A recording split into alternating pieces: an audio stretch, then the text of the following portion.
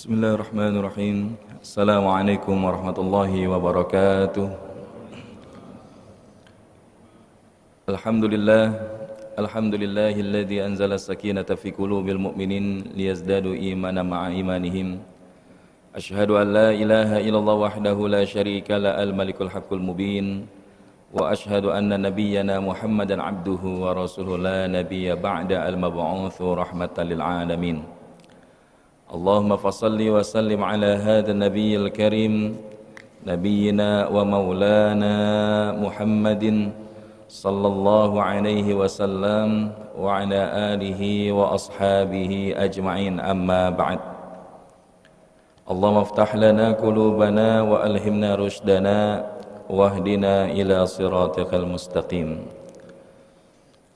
Fadilatul mukarramun, Bapak Ibu jamaah salat subuh Masjid Az-Zikra yang dirahmati Allah Subhanahu wa taala.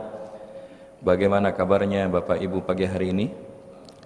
Alhamdulillah. Semoga yang menjawab hamdalah Allah tambahkan rezekinya, yang jawab amin semoga Allah sehatkan badannya, dan insyaallah yang aminnya makin kencang berangkat haji tahun depan ya. Karena insyaallah kalau kita niat, berazam dan kita kuatkan azam itu, Allah akan mudahkan bagi kita. Walaupun boleh jadi ada yang bilang, Ustaz, tapi kan pergi haji antrinya lama. Ya, pergi haji biayanya tidak sedikit. Betul, memang ini adalah di antara ujiannya. Karena kalau kita hari ini bahkan jangankan kita pergi haji, mengaku kita beriman saja kepada Allah Subhanahu wa taala, maka niscaya kita akan dihadapkan kepada ujian sebagai pembuktian dari keimanan kita itu. Dan kalau kita lihat di dalam Al-Quranul Karim, Allah Subhanahu wa ta'ala menjelaskannya sedikitnya di dalam surah Al-Ankabut ayat yang kedua. Sebagaimana firman Allah, A'udzu billahi minasyaitonir rajim. Bismillahirrahmanirrahim. Ahasiban nasu an yutraku an yaqulu amanna wa hum la yuftanun. Apakah kalian manusia mengira telah mengatakan beriman kepada Allah Subhanahu wa taala sementara belum datang ujian bagi kalian? Maka di dalam konteks ayat ini disampaikan bagaimana orang yang beriman itu pasti akan diuji, dan ujian yang akan kita dapati akan memiliki beragam variasi. Bahkan di dalam ayat yang lain Allah menjelaskan, dan insya Allah kita sudah mafhum bersama bagaimana sedikitnya ada 5 ujian bagi kita. وَلَنَبْلُوَنَّكُمْ بِشَيْءٍ مِّنَ الْخَوْفِ وَالْجُوعِ وَنَقْصٍ مِّنَ الْأَمْوَالِ وَالْأَنفُسِ وَالثَّمَرَاتِ وَبَشِّرِ الصَّابِرِينَ. Dan Allah akan menguji kalian minal khauf, daripada rasa takut dan juga wal ju', kelaparan, wa naqsim minal amwal, kekurangan harta, wal anfus, kekurangan diri, wath thamarat, kekurangan buah-buahan atau kesejahteraan. Akan tetapi Allah Subhanahu wa taala menyebutkan wa basyiris sabirin, dan berikanlah kabar gembira kepada mereka hamba-hamba Allah yang bersabar. Maka oleh karena itu di pagi hari ini tentu tidak ada ucapan yang paling pantas kita lafazkan kecuali mengucapkan alhamdulillah atas apa yang Allah berikan kepada kita. Bahkan Nabi mengajarkan bagaimana setiap kita selesai melaksanakan aktivitas membaca doa, termasuk ketika kita baru bangun dari tidur. Yang kita baca adalah sedikitnya alhamdulillahilladzi ahyana ba'dama amatana wa ilaihin nusyur. Bahkan Nabi mendawamkan doa selepas subuh yang insya Allah hadis ini diriwayatkan oleh Imam Tabrani wa Ibnu Majah. Kalau kita lihat Nabi mengajarkan ada satu doa, mudah-mudahan kita semua sudah melazimkan doa ini. Apa bunyi doa tersebut? Allahumma inni as'aluka ilman nafi'a wa rizqan tayyiba wa amalan mutaqabbala. Bisa Bapak Ibu? Bisa Bapak Ibu? Kalau gitu kita baca sama-sama, mau? Kita baca sama-sama boleh? Bismillahirrahmanirrahim. Allahumma inni as'aluka ilman nafi'a wa rizqan tayyiba wa amalan mutaqabbala. Insyaallah kalau doa ini kita baca, sedikitnya ada 3 yang kita minta kepada Allah. Yang pertama, ya Allah, anugerahkanlah aku ilmu yang bermanfaat, rezeki yang baik, dan juga amal yang diterima oleh Allah Subhanahu wa taala. Insyaallah di lain waktu kita akan membahas akan doa ini, akan tetapi yang akan kita ambil salah satu di antara permintaan Nabi itu, kita minta kepada Allah ilman nafi'a, ilmu yang bermanfaat. Karena apa? Karena tidak semua ilmu itu ternyata mendatangkan manfaat. Salah satunya tadi doa imam kita tatkala selesai melaksanakan sholat, dan di dalam versi yang lain diriwayatkan oleh Imam At-Tirmidzi, Allahumma inni a'udzubika min ilmi la yanfa' wa min qalbi la yakhsha wa min nafsin la tashba' wa min du'a'i la yusma'. Ya Allah, lindungilah aku daripada ilmu yang tidak bermanfaat, hati yang tidak pernah khusyuk, nafsu yang tidak pernah terpuaskan, dan daripada doa yang tidak engkau dengar. Dan salah satu di antara 4 doa perlindungan yang diminta oleh Nabi dalam doa tersebut adalah berlindung daripada ilmu yang tidak bermanfaat. Karena ternyata bahkan di dalam hadis riwayat Abu Daud disebutkan ilmu itu cuma ada 3 kata Nabi. Selebihnya daripada itu adalah merupakan tambahan saja. Al-ilmu thalathah, ilmu itu ada 3, dan lebih daripada itu hanyalah tambahan saja. Apa ilmu yang ada 3 itu? Yang pertama adalah ayatun muhkamah, yaitu ayat-ayat muhakkamat, ketentuan-ketentuan hukum yang ada di dalam ayat-ayat Al-Quran. Artinya Nabi memberikan sinyal kepada kita ilmu yang harus dikuasai oleh setiap kaum muslimin. Yang pertama adalah ilmu Al-Quran. Wa sunnatun qa'imah, yang kedua adalah sunnah yang ditegakkan. Maksudnya apa? Hadis-hadis Nabi SAW khususnya yang memiliki derajat sahih, dilanjutkan yang hasan, maka ini adalah yang perlu kita pelajari dan kita amalkan. Kalaupun ada hadis yang dhaif, maka itu sifatnya hanya menjadi sebuah motivasi bagi kita, tapi tidak kuat untuk dijadikan sandaran amal. Sementara hadis maudhu, mari kita tinggalkan. Karena apa? Karena ini adalah hadis yang palsu. Jadi setelah ilmu Quran, yang kedua adalah ilmu hadis, dan yang ketiga adalah al-faridatun al-adilah, yaitu daripada ilmu faraid yang adil. Ilmu faraid, ilmu tentang hukum waris. Kenapa hal ini disebutkan oleh Nabi? Karena kita nanti akan melihat korelasinya di dalam hadis yang lain, bahwa salah satu tanda akhir zaman akan diangkat di tengah umat, dan yang pertama kali diangkat adalah ilmu tentang waris.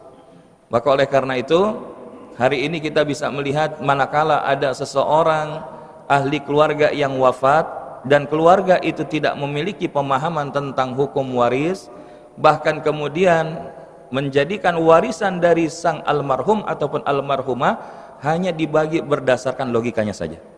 Padahal urusan waris ini udah Allah urus.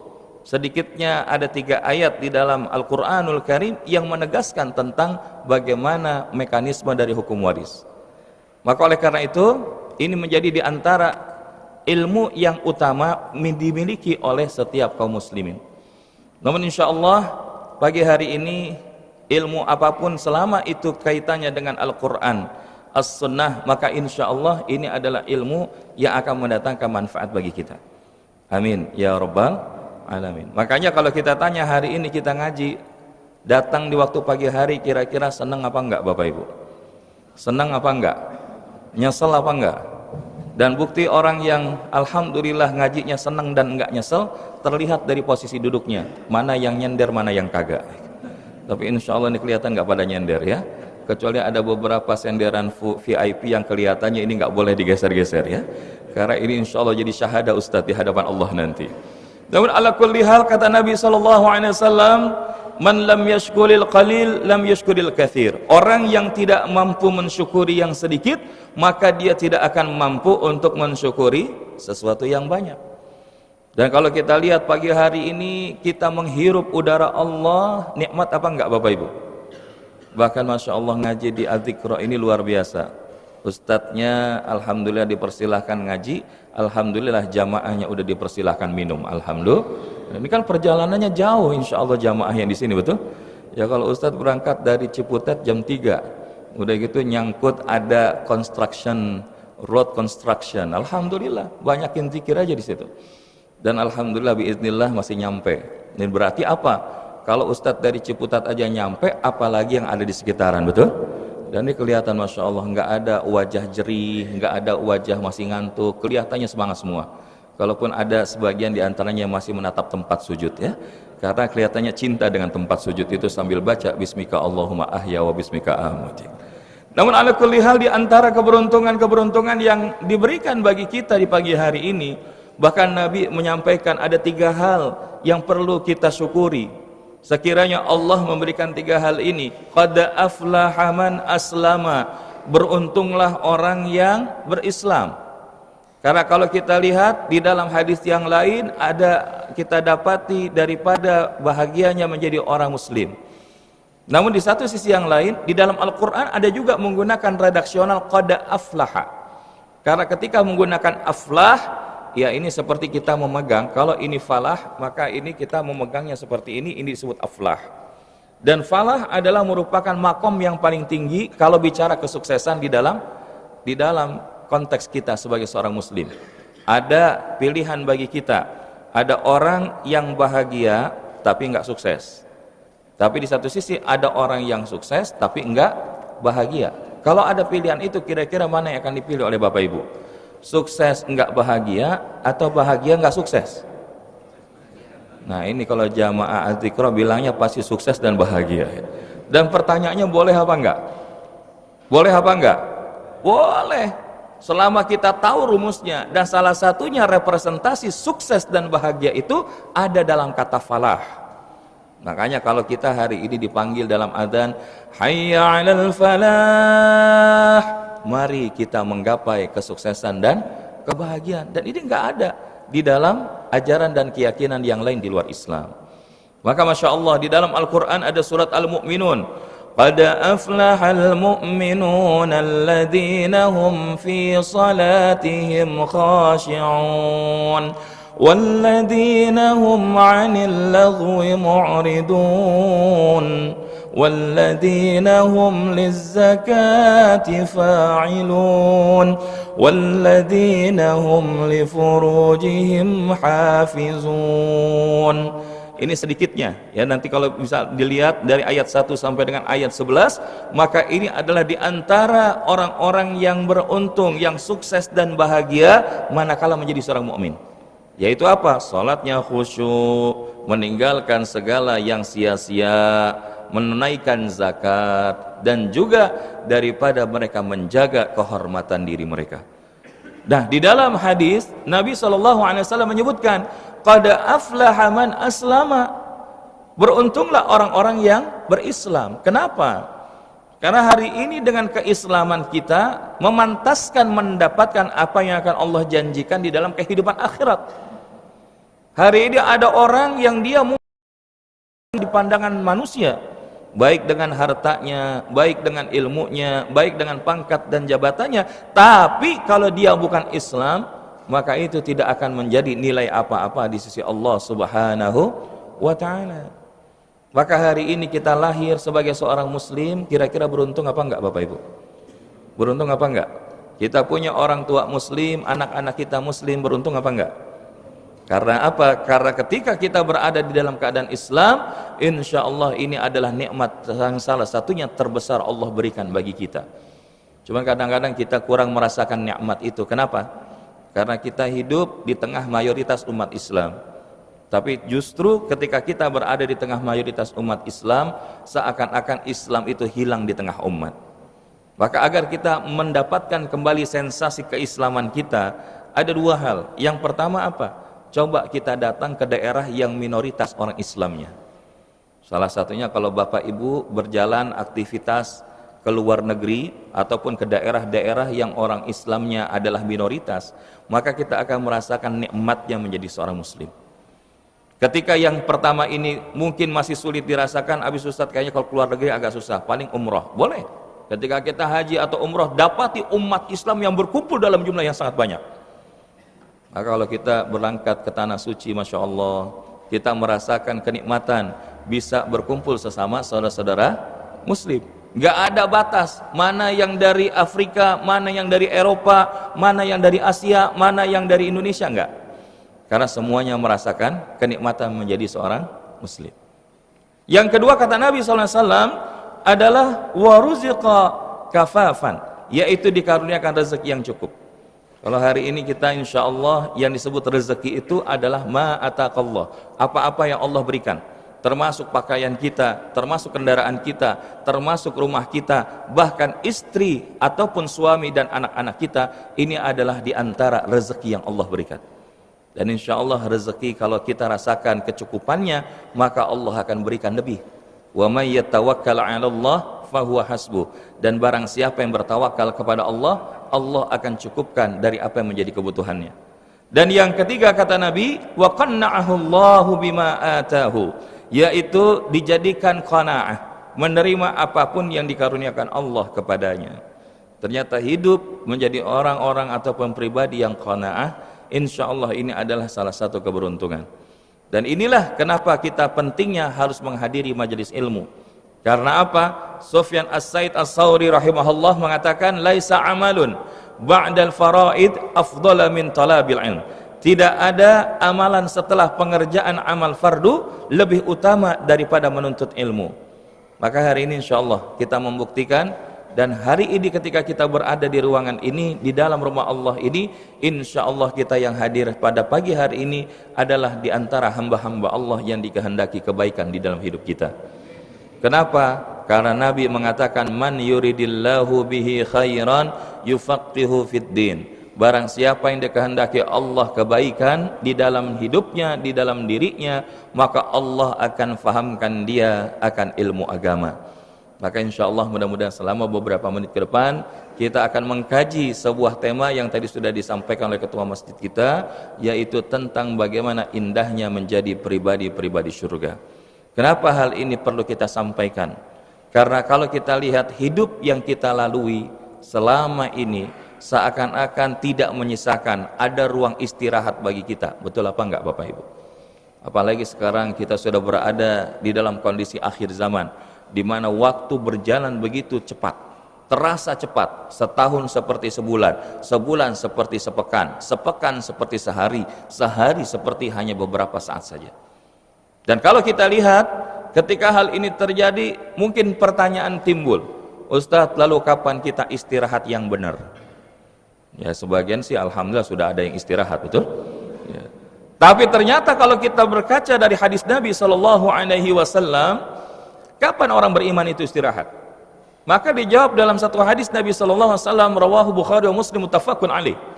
Al-'abdul mu'min yastarihu min nasabid dunya wa adaha ila rahmatillah. Hamba-hamba Allah yang beriman jika wafat, jika dia wafat, meninggal dunia, maka dia istirahat daripada kelelahan dan siksaan hidup di dunia menuju rahmat Allah. Jadi bahasa sederhananya, orang mukmin itu istirahat cuman pada saat wafat. Karena itulah yang betul-betul membuat kita istirahat. Makanya kalau dibilang apa ciri orang yang bertakwa, salah satunya kata Sayyidina Ali ibnu Abi Thalib radhiyallahu anhu di antara 4, maka beliau katakan adalah ketika seseorang itu bersiap di dalam rangka menuju kehidupan akhirat, beristirahat dalam yaumur rahil, yaitu dalam hari istirahat. Dan kalau kita lihat ma'asyiral hadirin wal hadirat rahimakumullah, sebaliknya bagi orang-orang yang berdosa, bagi orang yang senang berbuat maksiat. Karena tema kemarin di bulan yang lalu bagaimana kita menjaga agar kita jangan menjadi ahli maksiat. Jangan sampai ada maksiat di dalam rumah tangga kita. Namun ketika Allah Subhanahu wa taala menjadikan orang-orang yang bermaksiat ini akan ditempatkan ke tempat yang penuh dengan azab yang pedih. Dan Nabi SAW menjelaskan, wal abdul fajir, sedangkan hamba Allah yang pendosa, orang-orang fajir, maka mereka ketika mati atau meninggal dunia, yastarihu minhul ibad wal bilad wasyajar wat tawab wad dawab, yaitu ketika kemudian hamba-hamba Allah yang lain, kemudian negeri yang ia tempati, pepohonan, hewan-hewan ternak akan beristirahat daripada keburukannya. Kalau orang yang tidak beriman, orang yang senang berbuat dosa, maka kalau dia mati, maka hakikatnya justru yang lain beristirahat dari keburukan dirinya. Tapi kalau orang beriman wafat, meninggal dunia, maka sesungguhnya dia mendapatkan istirahat yang akan menghantarkan kebaikan rahmat Allah Subhanahu wa taala. Makanya bagi seorang yang beriman, mati itu adalah sebuah keniscayaan dan tidak perlu ditakuti. Akan tetapi bagaimana kita mempersiapkan agar kematian kita menjadi episode yang terindah di dalam hidup kita. Hari ini banyak di antara kita sibuk mencari cara, bahkan sibuk berupaya agar bisa hidup enak. Tapi sedikit orang di antara kita yang sibuk untuk mempersiapkan agar mati enak. Nah, oleh karena itulah hari ini kita belajar, insya Allah. Karena kita semua kan camat, betul nggak Bapak Ibu? Kita semua camat, betul? Apa itu camat? Calon mati. Ya, mau yang di pojok, mau yang di depan, mau yang di belakang, tinggal kapan waktunya Allah izinkan bagi malaikat maut untuk mencabut nyawa kita. Fa iza jaa ajaluhum la yastakhiruna sa'ah wa la yastaqdimun. Maka kalau itu sudah terjadi, waktunya sudah terjadi, maka kita tidak akan sanggup memundurkan ataupun memajukannya walaupun sesaat. Namun satu hal yang pasti, episode kematian adalah pintu menuju episode alam berikutnya di dalam kehidupan kita. Kita hari ini di dunia sudah melewati sedikitnya dua alam. Yang pertama apa? Alam ruh. Yang kedua adalah alam rahim. Dan hari ini kita berada di alam dunia. Setelah alam dunia kita akan masuk lagi kepada dua alam berikutnya, yaitu alam barzakh, dan yang berikutnya dan terakhir adalah alam akhirat. Maka seseorang yang wafat dalam keadaan husnul khatimah, dia akan mendapatkan kebaikan di akhirat, dan Allah juga akan berikan kebaikan tatkala berada di alam barzakh. Maka inilah seorang yang beriman meyakini bahwa di dalam kubur, di dalam barzakh ada nikmat kubur dan ada siksa kubur. Karena salah satu di antara doa yang dipanjatkan oleh Nabi SAW, Allahumma inni a'udzubika min adzabil qabr. Ya Allah, lindungilah aku daripada siksa yang ada di dalam kubur. Dan oleh karenanya perlu kita sadari bahwa pada hari kiamat nanti Allah Subhanahu wa taala menjelaskan di dalam surah Az-Zumar ayat ke-70. Wa wuffiyat kullu nafsin ma 'amilat wa huwa a'lamu bima yaf'alun. Pada hari kiamat setiap manusia akan diberikan balasan dengan sempurna sesuai dengan amalnya. Allah Maha tahu apa saja yang telah dilakukan oleh setiap manusia. Allah Maha mengetahui apa saja yang telah dilakukan oleh setiap manusia. Makanya ketika kemudian manusia berada di yaumul mizan, maka pada saat itu lisan-lisan kita dikunci oleh Allah. Al-yawma nakhtimu ala afwahihim wa tukallimuna aydihim wa tashhadu arjuluhum bima kanu yaksibun. Pada hari itu lisan kita dikunci oleh Allah Ta'ala, tapi tangan-tangan kita, kaki-kaki kita akan bersyahadah di hadapan Allah, menyampaikan apa yang dilakukan ketika kita hidup di atas muka bumi ini. Iqra kitabak, buka kitabmu, baca. Kafa binafsikal yawma 'alaika hasiba. Cukuplah pada hari itu apa yang ada dan engkau miliki itu sebagai perhitungan bagi dirimu. Maka hari ini yang namanya penyesalan itu nggak pernah datang duluan, betul apa enggak? Ada nggak penyesalan datang duluan Bapak Ibu? Wah, saya nyesel nih, ya kalau saya nggak beramal maksimal gitu. Tapi biasanya penyesalan itu umumnya terjadi pada saat belakangan. Begitu kita diperlihatkan amal-amal kita baru nyesel. Waduh, kenapa waktu di dunia saya tidak beramal? Ini kalau nyeselnya orang yang rugi. Tapi ada model orang yang nyesel, tapi nyeselnya itu mendatangkan manfaat karena dia orang yang soleh. Seperti siapa? Salah satunya sahabat Nabi kan Thauban. Intinya sih sama sahabat itu. Dan sahabat Nabi ini Masya Allah, dia punya keistiqamahan untuk menjaga salat, apalagi di waktu subuh.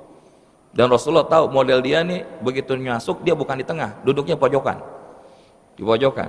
Dan Rasulullah beserta para sahabat udah tahu model dia itu adalah seperti itu, supaya apa? Ketika dia berzikir, ketika dia beribadah, tidak mengganggu daripada orang-orang lain yang ada di sekelilingnya. Masya Allah. Hingga satu waktu subuh Rasulullah mendapati, kok ini orang kagak ada, ini sahabat nggak ada. Sampai waktu subuh itu Rasulullah menahannya beberapa saat, hampir mendekati daripada waktu fajar. Karena sudah tidak ada, akhirnya barulah kemudian Rasulullah tetap memulai rangkaian salat subuh itu. Selesai ditanya, apakah kalian mendapati sahabat yang biasa duduk di pojokan itu? Ya Rasulullah, hari ini saya juga nggak lihat.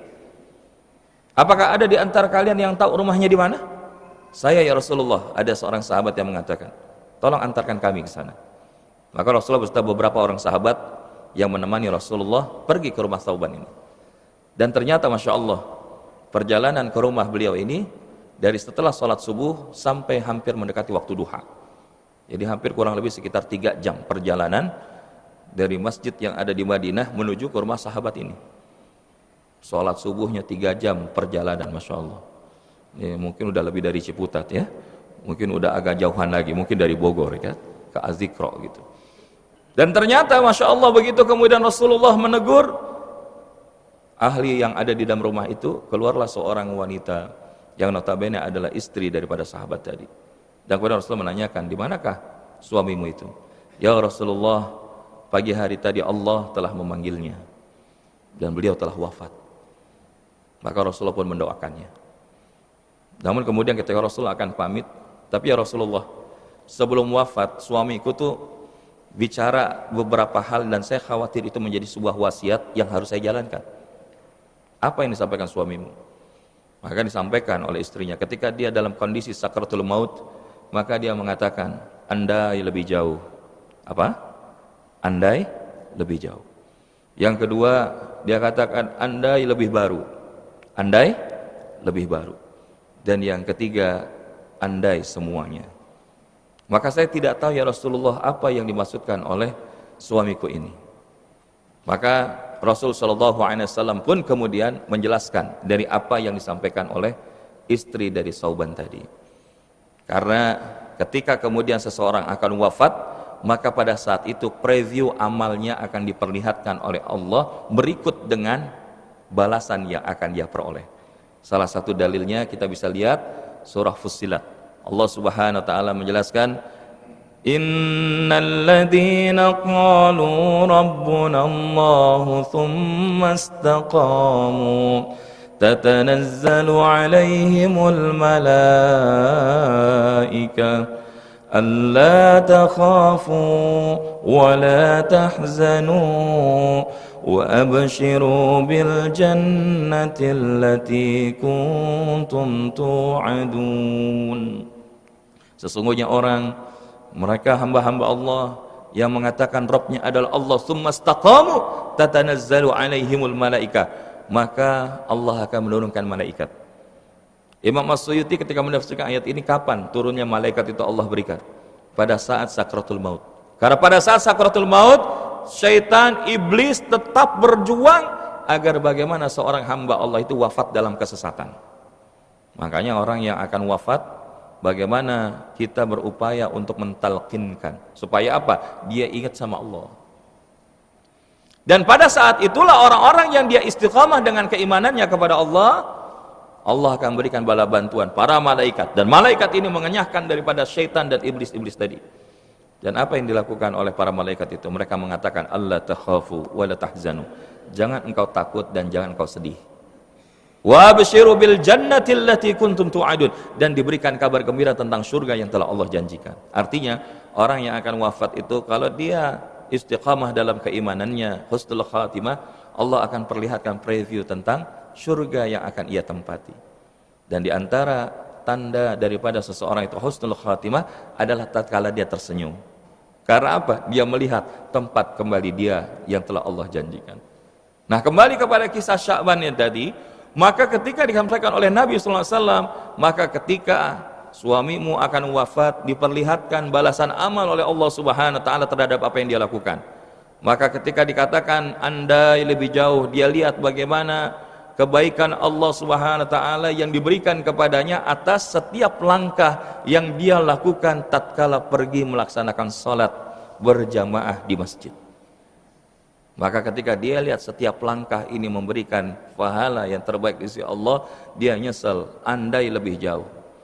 Ini kalau jalan ke masjid 3 jam, ini kira-kira udah cukup jauh apa belum Bapak Ibu? Udah cukup jauh apa belum?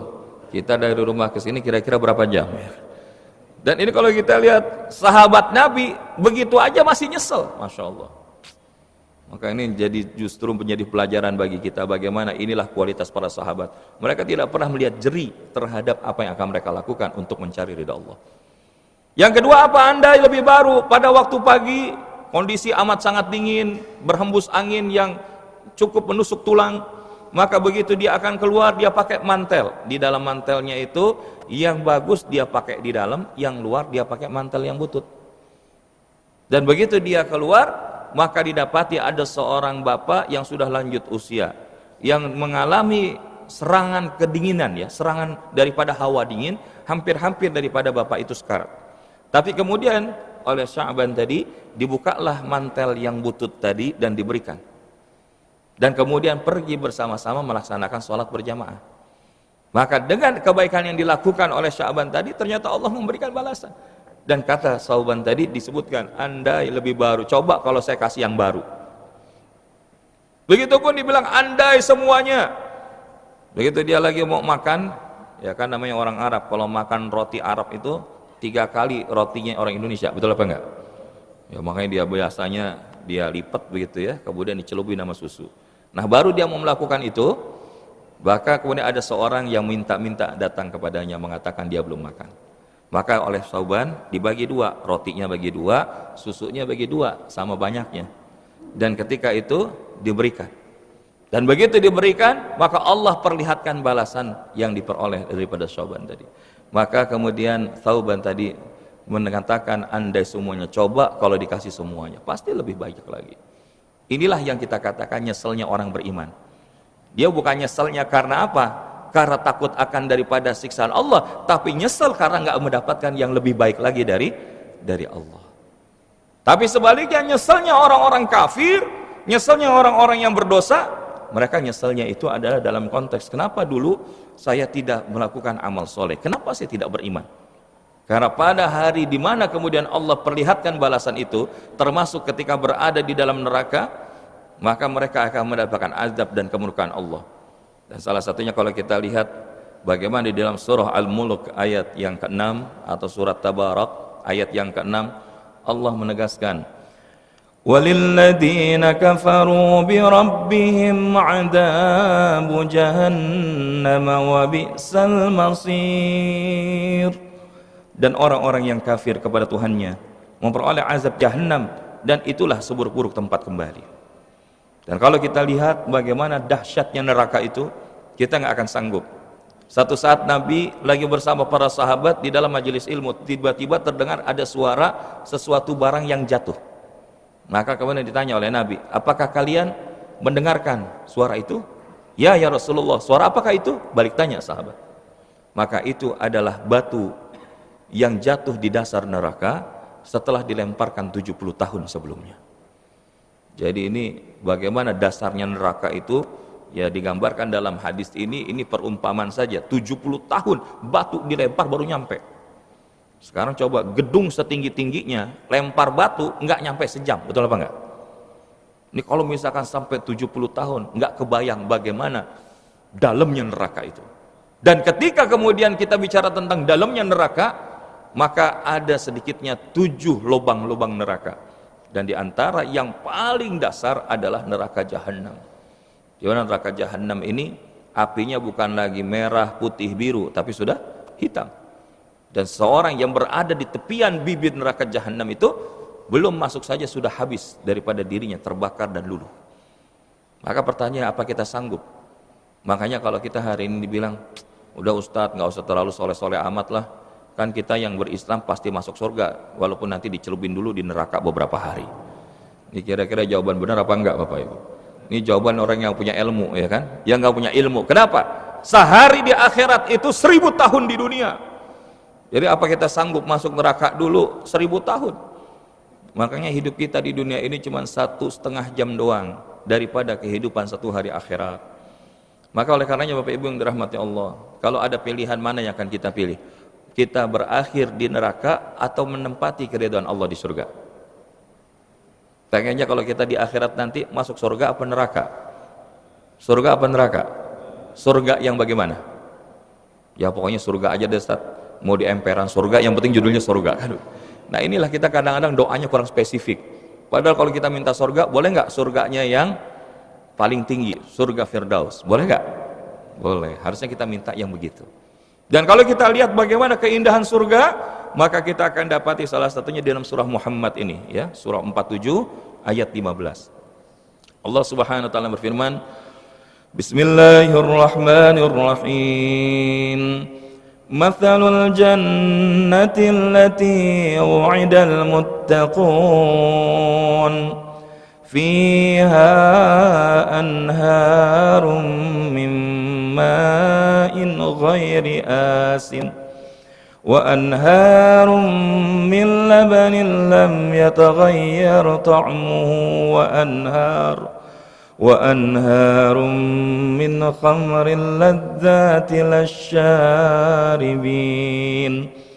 wa anharum min asalin musaffan wa lahum fiha min kulli thamarati wa maghfiratun min rabbihim كمن هو خالد في النار وسقوا ماء حميما فقطع أمعاءهم.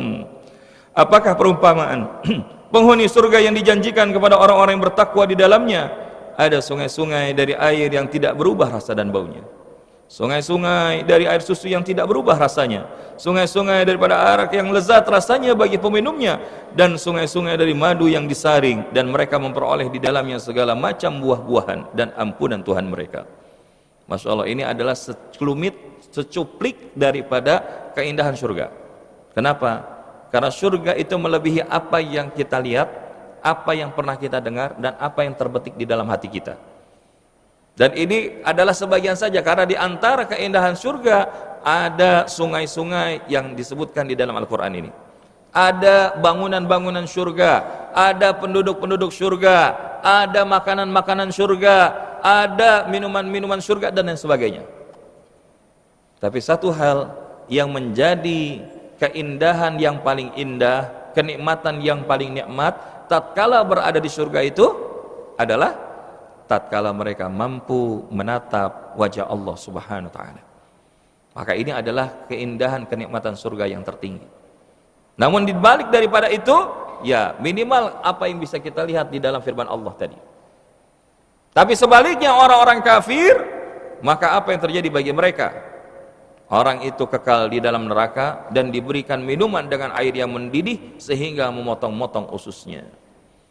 Maka orang-orang yang berada di dalam nerakanya Allah Subhanahu wa taala, salah satunya mereka kehausan, dahaga. Dahaga mereka ini nggak bisa terpenuhi karena mereka minum airnya mendidih sampai kemudian mereka harus memotong-motong ususnya karena tidak. Maka oleh karenanya Bapak Ibu yang dirahmati Allah, kalau kita lihat kayak begini, apa masih mau dicelupin dulu sehari di nerakanya Allah? Pengen apa enggak? Pengen apa enggak? Kalau kita nggak pengen, berarti kita pengen nggak kalau kita menjadi orang-orang yang dimudahkan oleh Allah Subhanahu wa taala, dipantaskan oleh Allah Subhanahu wa taala menjadi orang-orang yang berada di dalam surganya? Mau?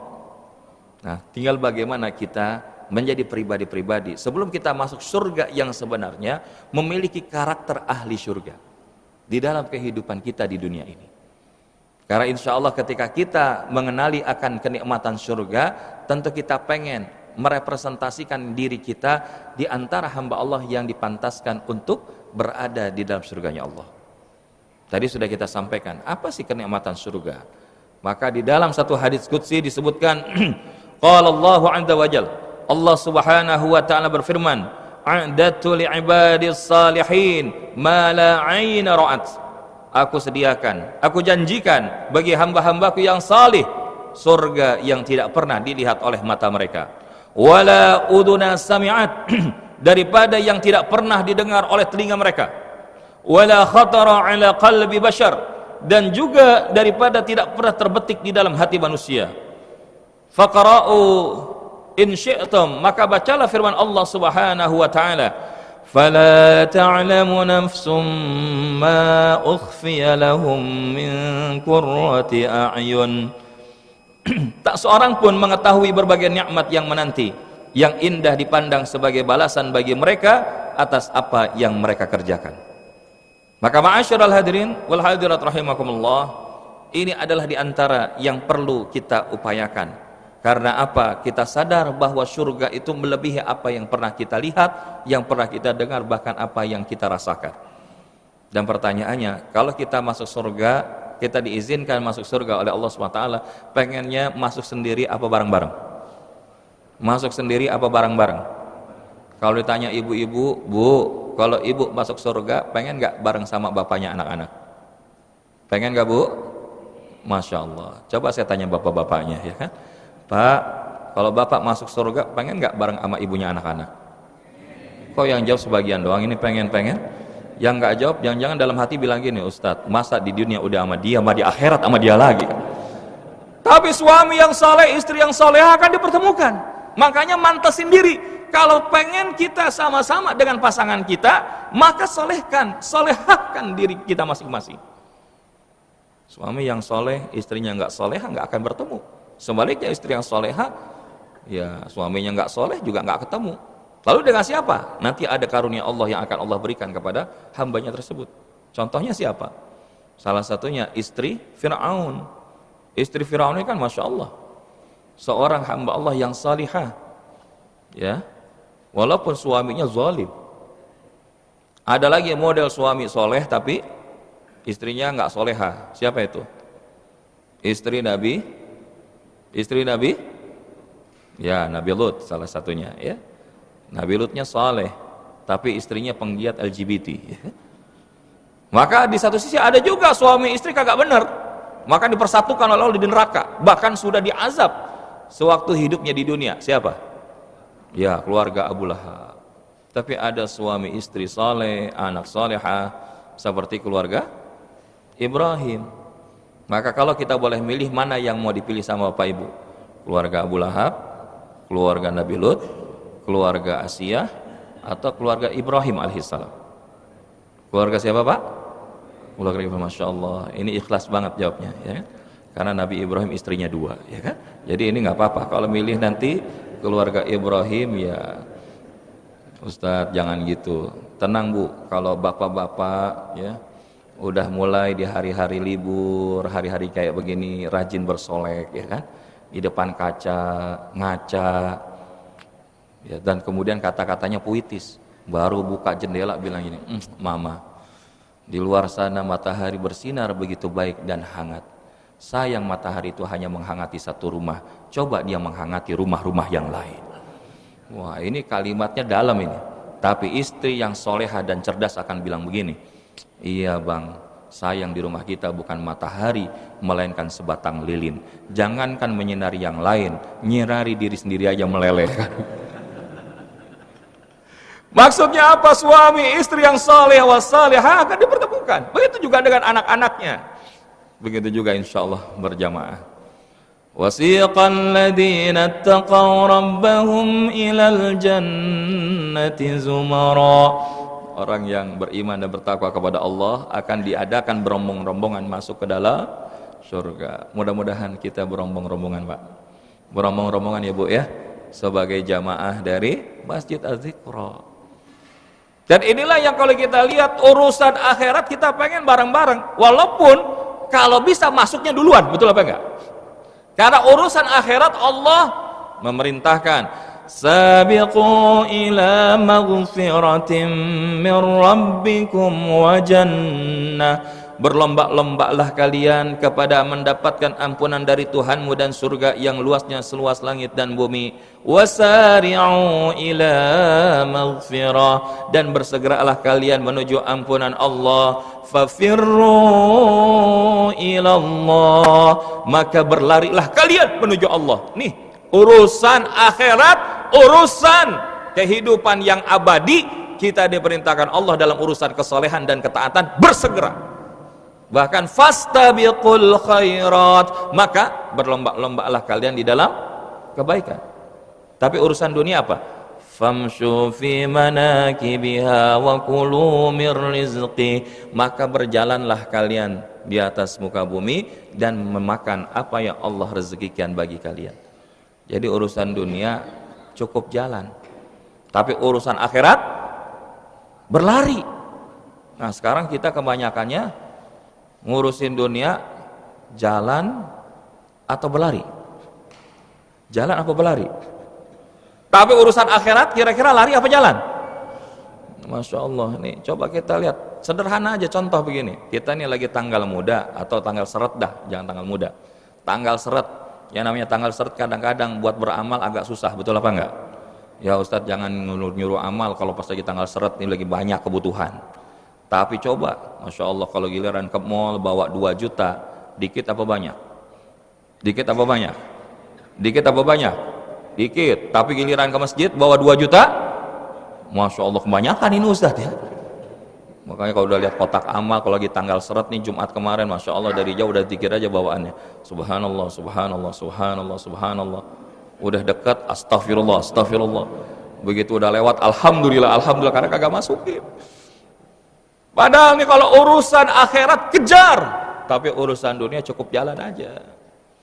Kenapa? Karena Allah yang merintahkan begitu. Nah, tinggal bagaimana kita bisa memiliki karakter penduduk surga. Nah, ini kita baru masuk pembahasan. Jadi nganterinnya 1 jam, materinya 1 jam lagi.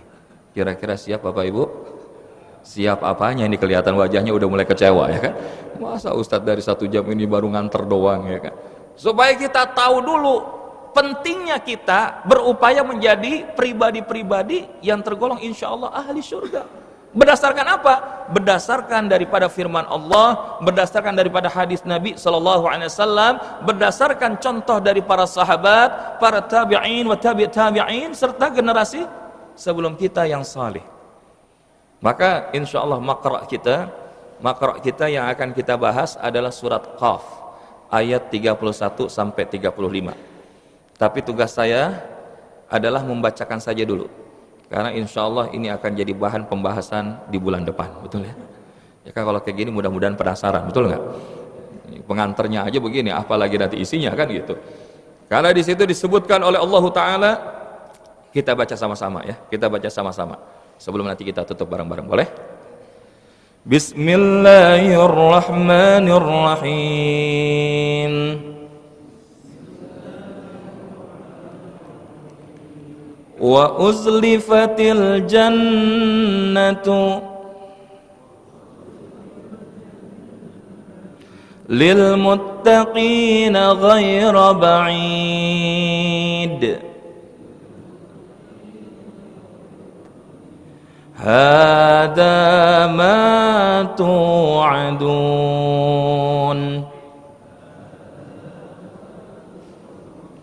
likulli awwabin hafiz.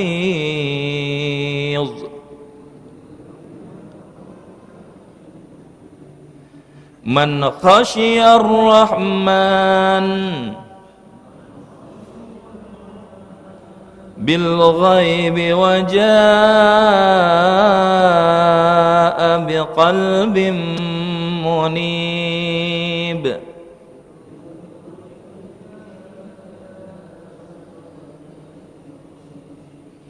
Man khashiyar rahman bil ghaib wa jaa'a biqalbin munib.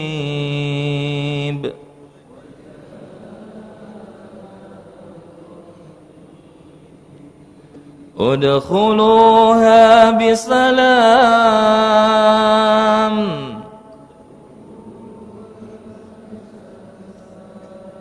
Dzalika yaumul khulud.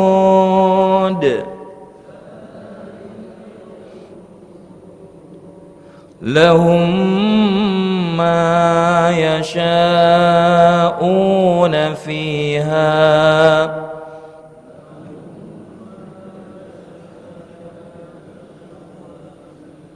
waladaina mazid.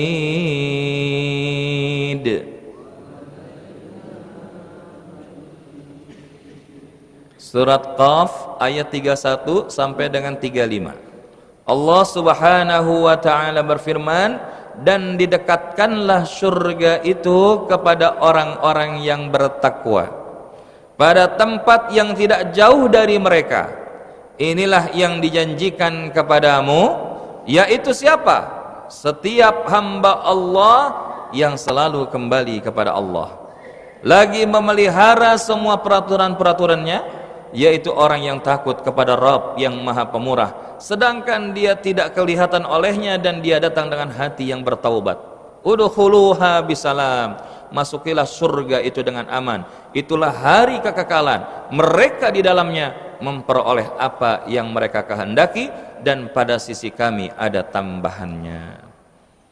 Maka ma'asyiral hadirin wal hadirat rahimakumullah, ini sedikitnya ada 4 karakter pribadi insyaallah yang tergolong ahli surga berdasarkan Quran surat Qaf ayat 31 sampai 35. Dan kunci sebelum daripada 4 karakter itu adalah Allah menjanjikan kepada orang yang bertakwa bahwa surga itu akan didekatkan bagi mereka. Nah, penjelasan mengenai takwa dan 4 karakter ahli surga itu insyaallah akan kita sampaikan di pertemuan bulan yang akan datang. Boleh? Ya, biar ada ruang tanya jawab sebelum nanti yang mau melaksanakan sholat sunnah isyraq ataupun yang lainnya. Mungkin ada waktu kurang lebih 5 menitan jika memang ada pertanyaan yang ingin disampaikan oleh Bapak Ibu, dan boleh pertanyaannya tentang materi kita ataupun di luar dari itu.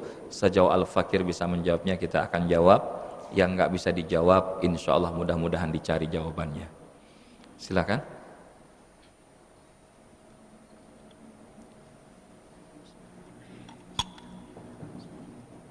Assalamualaikum warahmatullahi wabarakatuh. Waalaikumsalam warahmatullahi wabarakatuh. Ustaz, kalau kita mengikuti ceramah, kebanyakan Ustaz itu menceritakan mengenai neraka daripada umat muslim. Sehingga mungkin bagi orang ada rasa sudah makan dengan pantas masuk surga. Sehingga ada orang viral dari agama. Tapi kalau dia dibacakan firman Allah yang akan mengampuni segala dosa, Iya. sebanyak baik kalau dan Betul. timbul kembali viral. Baiknya bagaimana? Iya, masya Allah. Pertanyaan dari Bapak. Murad Sulaiman. Yang mana orangnya ini? Oh iya Bapak ya. Saya menduga Bapak yang bertanya, cuma saya nggak kelihatan megang mic-nya gitu. Dengan Bapak? Muradul. Oke. Oh ada satu lagi. Taib. Anda pegang dulu ya Pak ya. Satu lagi. Ya di sebelah sana ya. Waalaikumsalam warahmatullahi wabarakatuh.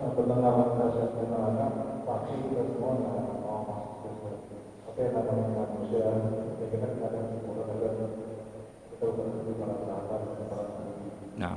Apakah benar kalau misalkan hampir semua manusia mungkin ada di sini akan merasakan dulu neraka atau surga atau satu neraka?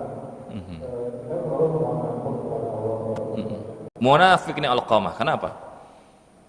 Karena ketika itu dia katakan, saat itu ada sahabat Abu Bakar Siddiq radhiyallahu anhu.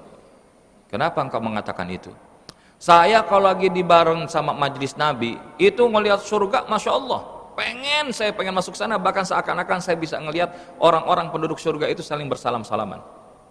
Terus, tapi kalau udah di rumah, ngumpul sama istri, sama anak, itu seakan-akan apa yang saya rasakan di majelis itu seperti hilang. Saya khawatir ada benih nifak di dalam hati saya. Saya pengen ngadu sama Nabi. Dan ini kerisauan sahabat, kegelisahan sahabat. Maka ketika kemudian hal ini disampaikan, maka Abu Bakar Siddiq radhiyallahu anhu mengatakan, wah saya juga kayaknya rada-rada begitu juga. Ya. Ini bagaimana tawaduknya Abu Bakar ya. Maka ketika mereka mengatakan kepada Nabi, apa jawaban Nabi? Sa'atan. Sesaat. Kalau kita lagi memang berada di dalam majelis seperti ini, hadirkan diri kita untuk mendapatkan yang terbaik. Begitupun kalau kita saat berada di keluarga, maka lakukan agar kita juga mendapatkan yang terbaik. Artinya Islam ini bukan agama yang kaku. Islam ini agama yang sangat rasional. Tinggal bagaimana kita memahami Islam itu dengan cara yang benar, sehingga kita tidak jadi salah arah di dalam memaknai Islam.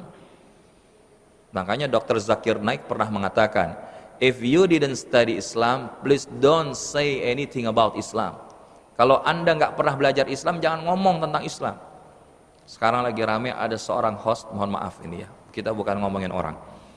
Seorang wanita host yang sebelumnya menggunakan hijab atau minimal menggunakan kerudung lah, tapi kemudian membuat statement di media sosial dan diviralkan.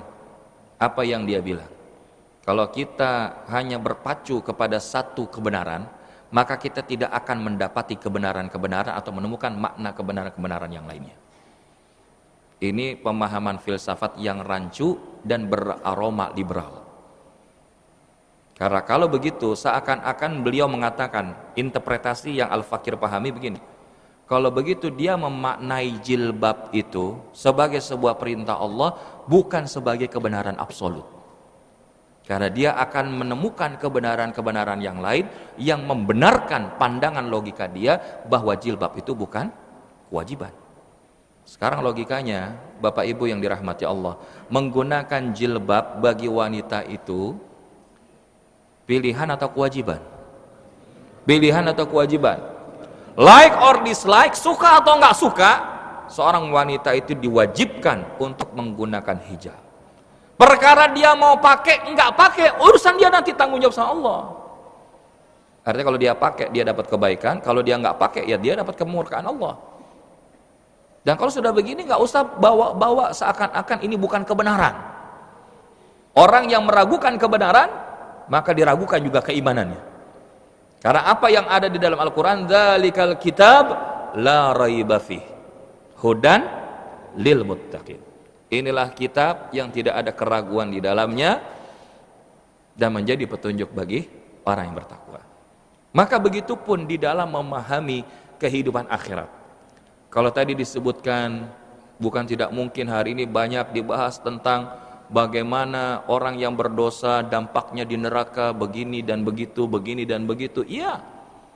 Karena Rasul sallallahu alaihi wasallam bukan hanya saja basyiran wa nadhira. Rasulullah memberikan kabar gembira di satu sisi, Rasulullah juga memberikan kabar peringatan. Nah, kalau tadi kita bahas ada pendekatan ketika seseorang mengikuti kajian bahaya daripada ya dahsyatnya neraka, indahnya surga, tapi kadang-kadang kalau udah bahas neraka itu, kadang-kadang ada di antara kita yang merasa jeri, wah kalau begitu apa saya nanti gak bisa masuk surga? Enggak. Karena ada ayatnya, yang Bapak sampaikan tadi salah satunya ada di dalam surah Az-Zumar ayat 53. Surah Az-Zumar ayat 53.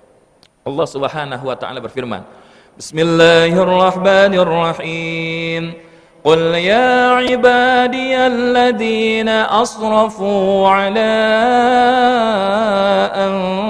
أنفسهم لا تقنطوا من رحمة الله إن الله يغفر الذنوب جميعا Qul ya ibadiyalladzina asrafu, katakanlah wahai ibadi, hamba-hambaku asrafu yang melampaui batas. Allah enggak manggil hambaku yang ahli judi, hambaku yang ahli maksiat, hambaku yang berzina, hambaku yang mencuri, hambaku yang korupsi. Tapi enggak, Allah enggak panggil itu.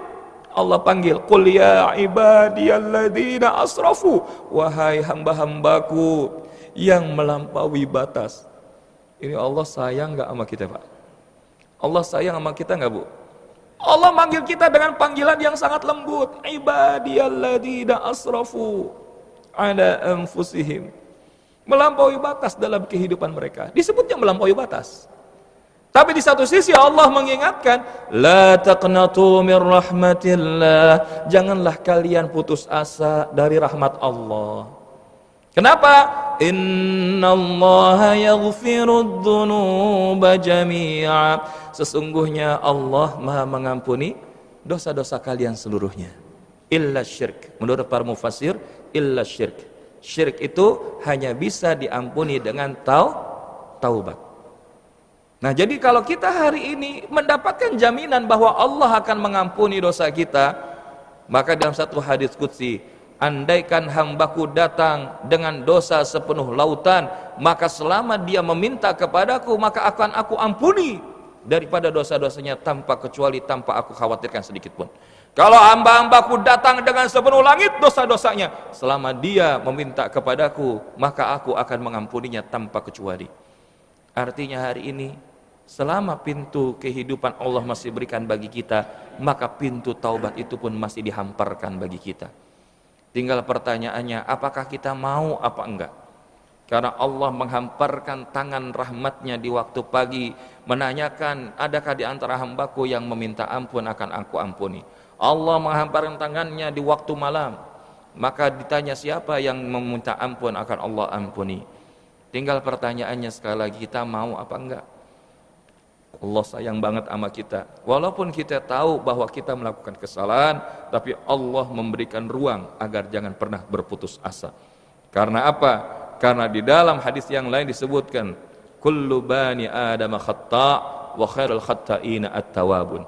Setiap anak Bani Adam itu berdosa, pernah buat salah. Di dalam masjid ini kira-kira ada enggak yang enggak pernah buat dosa? Ada apa enggak? Kira-kira pernah buat dosa apa enggak? Sedikit apa banyak? Kelihatan banyak wajah-wajah berdosa, ya kan? Termasuk yang bicara, karena kita manusia, keturunan anak Bani Adam. Maka karena kita butuh ampunan Allah, apa yang kita lakukan? Nah, kan sampai ke sana. Salah satunya adalah dari sekian banyak amal yang bisa kita lakukan untuk mendapatkan ampunan Allah, ada satu amalan sederhana yang insya Allah kalau kita lakukan dengan sungguh-sungguh akan menjadi pintu ampunan dari Allah Subhanahu wa Ta'ala dan diberikan kebaikan dalam hidup. Mau nggak? Kalau dikasih amalannya hari ini, mau apa nggak? Yang mau angkat tangan bilang saya. Alhamdulillah. Buka surat Nuh ayat 10 sampai 12. Faqultu astaghfiru rabbakum innahu kana ghaffara yursilis samaa'a 'alaikum midrara wa yumdidukum bi amwalin wa banin wa yaj'al lakum jannatin wa yaj'al lakum anhara. Yang pertama apa? Faqultu astaghfiru rabbakum. Maka Nuh alaihissalam telah berkata kepada kaumnya, mintalah ampun kepada Allah. Innahu kana ghaffara, karena sesungguhnya Allah itu adalah Rabb yang Maha Pengampun. Bahasanya minta ampun dengan beristighfar, maka Allah ampuni. Bahkan bukan hanya itu, bonusnya banyak. Yursilis samaa'a 'alaikum midrara, Allah akan turunkan hujan yang lebat dari langit. Kalau kita hari ini mengalami kemarau, coba kita lihat, salah satu amalan utama dalam salat istisqa yang mengundang turunnya hujan adalah perbanyak istighfar. Kemudian apa lagi? Wa yumdidukum bi amwalin wa banin, dan Allah akan membanyakkan daripada harta. Jadi kalau kita hari ini rezeki rada seret dalam konteks harta, maka salah satunya perbanyaklah dengan mengucapkan istighfar. Karena bisa jadi jangan-jangan rezeki kita terhambat Karena apa? Karena dosa dan maksiat kita kepada Allah. Maka istighfar yang akan menjadi peluruh daripada dosa dan maksiat kita. Dan yang keempat apa? Bahkan menjadi salah satu sebab dibanyakkan anak dan keturunan. Masya Allah. Jadi kalau hari ini Bapak Ibu, ya begitu Bapak pulang ketemu istrinya di rumah, astagfirullah. Nah itu berarti lagi pengen nambah, ya kan? Ya, nambah keturunan. Makanya Al-Fakir alhamdulillah dikasih kemudahan oleh Allah, tahadduts bin ni'mah. Saat ini insyaallah lagi menunggu daripada proses anak yang ketujuh, ya kan? Jadi sekarang sudah jalan 5 bulan, 6 bulan. Ya, kalau langsung ada astagfirullah ini, ya kan? Kenapa? Karena Allah yang jamin rezekinya. Kenapa kita takut? Orang yang nggak yakin sama Allah aja punya anak sampai belasan, kenapa kita yang punya Allah kita takut nggak dikasih rezeki sama Allah? Maka insya Allah setelah pulang ini fastabiqul khairat. Ayo kita balap Ustadz tadi, ya kan? Jadi ini yang akan Allah janjikan, bahkan Allah akan jadikan daripada kebun-kebun dan sungai-sungai. Ya karena jannah ini selain maknanya surga menurut para mufassir, artinya juga adalah kebun-kebun. Artinya kebun-kebun, sungai-sungai akan diberikan kebaikan. Artinya kebaikan dari hasilnya, kebaikan dari manfaatnya. Nah ini adalah diantara salah satu yang bisa kita lakukan. Dan Nabi mengamalkan istighfar ini 70 hingga 100 kali dalam satu hari. Kita istighfar kira-kira sehari berapa kali Bapak Ibu? Berapa kali? Wah ini kelihatan tawaduk semua, ya kan? Atau mungkin istighfar lebih sering dilakukan di awal bulan atau di akhir bulan? Masya. Ya, kalau atau di tanggal pertengahan, astagfirullah, di kau nambah, nggak nambah, ya. Nah jadi salah satunya Pak, dengan istighfar adalah salah satu sarana untuk kita tidak berputus asa dari rahmat Allah. Pembunuh yang bunuh 100 orang saja bisa diampuni Allah. Kalau kita hari ini mudah-mudahan nggak sampai bunuh orang, kita nggak sampai merampas hak orang lain, kita nggak sampai melakukan hal-hal yang masuk dalam kategori dosa besar, maka salah satunya perbanyak istighfar dan kemudian iringi dengan perbuatan baik. Kenapa?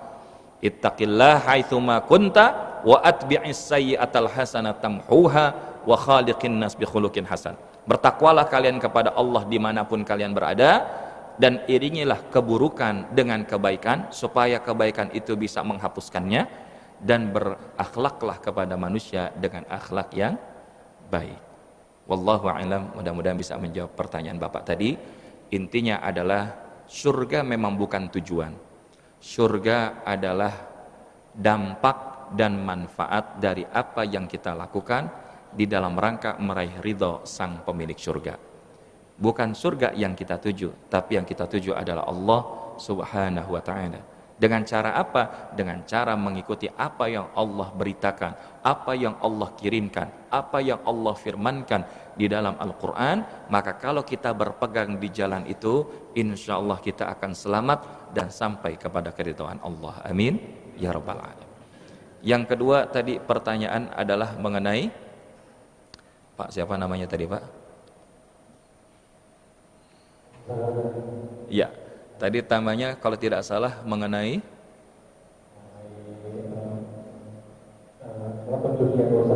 Oke, iya.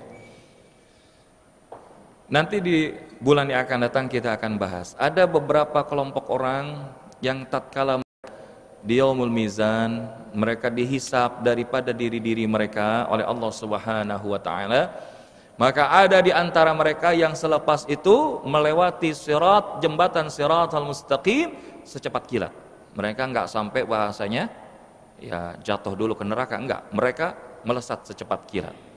Ada yang dia jalan tertatih-tatih tapi dia sampai juga di surganya Allah. Tapi ada yang dia baru mau jalan udah jatuh ke lubang neraka. Nah, kita enggak pengen nih jadi yang begini, betul? Ya, jadi kita berlindung kepada Allah. Kita pengen kalau bisa jamaah az-zikra ini insyaallah masuk surga melesat secepat kilat melewati jembatan sirat. Nah jadi kalau begitu apa yang harus kita upayakan? Nah, insyaallah salah satunya adalah yang ada di Maqra ini. Yang kedua adalah kalau kemudian dikatakan kenapa kan Ustadz selama ada iman di dalam hatinya walaupun seberat benih, seberat biji, maka itu akan menyebabkan kita masuk ke dalam keridhaan Allah. Walaupun untuk dosa-dosa kita harus dihapuskan. Nah, inilah yang tadi ada korelasinya dengan pertanyaan pertama. Maka salah satu kebaikan yang bisa kita upayakan saat kita hidup, maka jangan nabung dosa, tapi nabung ya amal kebajikan, pahala. Dan insya Allah kalau ini kita lakukan, surah An-Nahl ayat 97 itu, man amila salihan min dzakarin aw untha wa huwa mu'min. Dan barang siapa yang beramal saleh, baik laki-laki ataupun wanita, dan dia adalah dalam keadaan beriman, falanuhyiyannahu hayatan thayyibah, maka Allah akan berikan bagi dia kehidupan yang baik, bukan hanya saja di dunia, tapi juga kehidupan yang baik di akhirat. Kan kita minta, Rabbana atina fid dunya hasanah wa fil akhirati hasanah wa qina adzabannar. Dan kebaikan salah satu yang paling utama di hari akhirat adalah apa? Faman zuhziha 'anil nar wa udkhilal jannah, yaitu ketika kita dicegah, dihalau, dijauhkan dari neraka Allah dan kemudian dimasukkan ke dalam surga. Ini yang disebut kebaikan. Bahkan bukan hanya itu, akan tetapi juga Allah akan memberikan balasan lebih baik daripada amal yang kita lakukan. Nah, jadi oleh karenanya Bapak Ibu hadirat rahimakumullah, kita berupaya dalam urusan menuju akhirat ini, mari kita lakukan yang terbaik.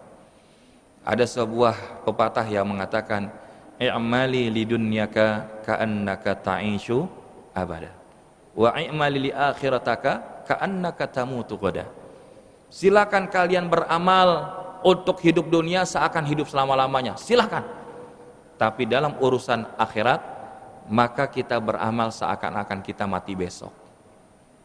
Orang kalau bisa menghadirkan zikrul maut, tazkiratul maut di dalam dirinya, insya Allah dia akan menjadi orang-orang yang akan berupaya menjauh dari dosa-dosa, daripada keburukan Allah, dan menuju kepada keridhaan Allah.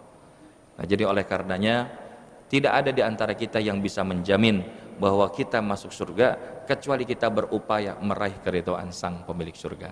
Dan mudah-mudahan kita mampu dan berada di dalam surganya Allah yang paling tinggi dengan segala keridhaan Allah SWT dalam hidup kita, bersama dengan ahli keluarga kita dan saudara-saudara yang kita cintai karena Allah. Amin ya rabbal alamin. Mudah-mudahan bisa menjawab ya Pak ya. Demikian yang mungkin bisa Al-Fakir sampaikan. Sebelum ditutup, marilah kita bertabaruk dan bertawassul kepada suratul Fatihah. Kita bacakan suratul Fatihah, semoga bagi jamaah yang hadir diberikan kemanfaatan akan ilmu, diberikan keistiqamahan di dalam amal salehnya, dijaga daripada kekuatan tauhid dan akidahnya, beserta diberikan keharmonisan dan kebahagiaan rumah tangganya, dimudahkan kita untuk menjadi pemakmur masjid, dan insya Allah Allah hadirkan kepemimpinan yang lebih baik di tengah umat, sehingga umat menjadi lebih berdaya. Ala hadhihi niyyah wa likulli niyatin salihah wa ila hadratin Nabi Mustafa Rasulullah sallallahu alaihi wasallam syahidallahum. Al-Fatihah. أعوذ بالله من الشيطان الرجيم. بسم الله الرحمن الرحيم. الحمد لله رب العالمين. الرحمن الرحيم. مالك يوم الدين. إياك نعبد وإياك نستعين. اهدنا الصراط المستقيم. صراط الذين أنعمت عليهم غير المغضوب عليهم ولا الضالين.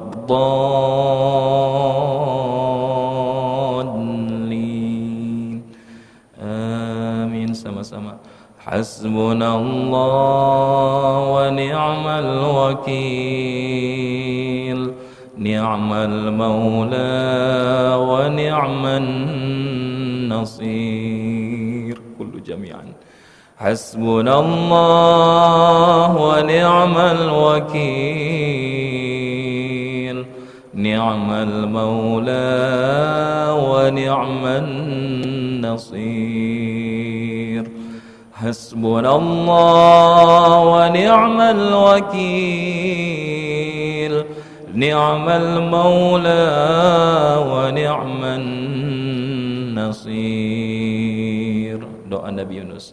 La ilaha illa anta subhanaka inni kuntu minadh dhalimin.